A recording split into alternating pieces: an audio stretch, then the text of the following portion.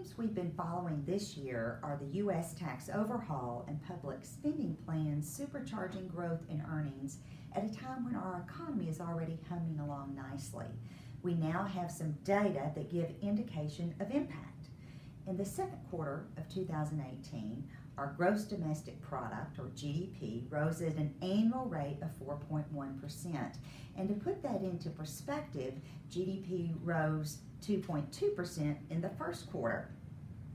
The 4.1% we experienced in the second quarter is the strongest growth since 2014. So what else grew? Consumer Price Index rose at an annual rate of 1.8%. And what contributed to the growth we're seeing in GDP? Well, as expected, government spending and tax cuts are certainly contributing. Consumers spent more. However, business spending has not picked up to the degree that some had hoped. We'll continue to keep watch on how our economy moves forward for the balance of 2018. As expected, the Federal Reserve raised the federal target rate in June by 1/4 point. What the balance of 2018 holds for interest rates bears watching. In his recent comments to Congress, Fed Chair Jay Powell laid it out this way. On one hand, raising rates too slowly may lead to higher inflation or financial market excesses.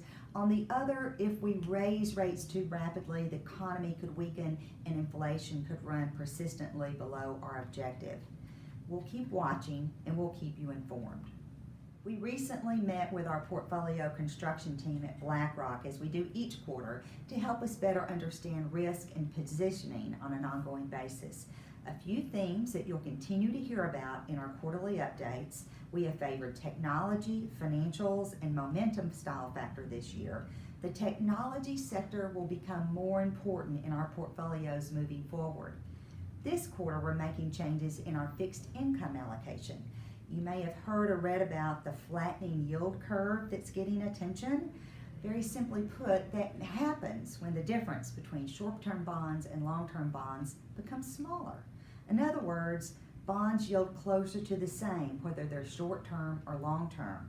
We'll be adjusting our allocation to this asset class to focus on shorter maturities. Remember, our portfolios are strategically allocated to remain invested through these times of both low and high volatility. Our goal is to participate as our opportunities develop while continuing to keep risk in check and appropriate based on your individual risk tolerance and goals. Always remember, your personal planning is the cornerstone and most basic fundamental that will keep our clients making progress toward their goals. Please let us know what questions you may have and how we can help. Thank you for taking the time to listen today.